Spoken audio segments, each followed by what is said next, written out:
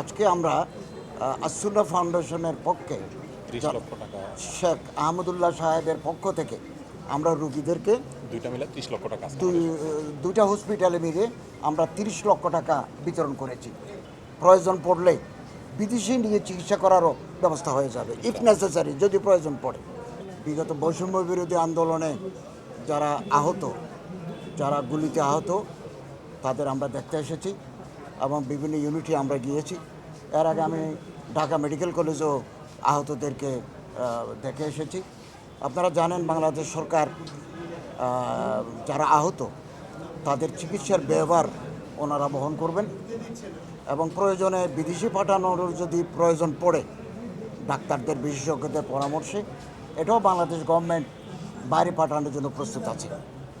এবং আলহামদুলিল্লাহ রুগীরা ধীরে ধীরে সুস্থ হয়ে উঠছেন। দু একজন রুগী একটু ক্রিটিক্যাল অবস্থায় আছে, তারাও গ্র্যাজুয়ালি ইমপ্রুভিং এবং সব খরচ রাষ্ট্র বহন করছে। বিভিন্ন এনজিও, মানবিক সেবা সংস্থাদের কাছে আমাদের আবেদন, তারা এই সমস্ত অসুস্থ, আহত, বিপন্ন মানুষের পাশে দাঁড়ানোর জন্য আমরা আহ্বান জানাই। আজকে আমরা আসুন্না ফাউন্ডেশনের পক্ষে 30 লক্ষ টাকা শেখ আহমদুল্লাহ সাহেবের পক্ষ থেকে আমরা রুগীদেরকে দুইটা মিলে 30 লক্ষ টাকা আছে দুইটা হসপিটালে মিলে আমরা 30 লক্ষ টাকা বিতরণ করেছি এবং আগামী দিনে তাদের আগামীকাল চট্টগ্রাম মেডিকেল কলেজে যাব, ওখানেও আহত যারা তাদের দেখব। বাংলাদেশ গভর্নমেন্ট এই যে জুলাই বিপ্লবেরকে কেন্দ্র করে একটা ফাউন্ডেশন করার আমরা কাঠামো তৈরি করেছি। মাননীয় প্রধান উপদেষ্টা বলেছেন যে আমরা এরকম একটা ফাউন্ডেশন করতে যাচ্ছি। যারা আহত তাদের চিকিৎসা হবে, যারা শহীদ হয়েছেন তাদের পরিবারের ভরণ পোষণের খরচ ওই ফাউন্ডেশন থেকে যাবে এবং এটা আমরা সরকারের হাতেও রাখতে পারি। এটা মাননীয় প্রধান উপদেষ্টা বলেছেন বেসরকারি লেভেলও ওনারা ছেড়ে দিতে পারেন।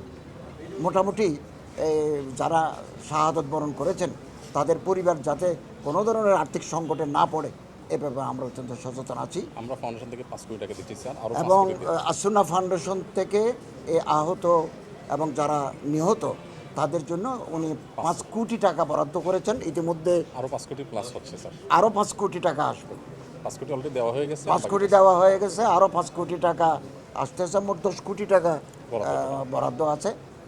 আর আমাদের সাথে সার্জিস আলম আছে, আমাদের নেতৃবৃন্দ আছেন যারা বৈষম্য বিরোধী আন্দোলনের সাথে যুক্ত ছিলেন, মাঠে লড়াকু সৈনিকরা আছেন।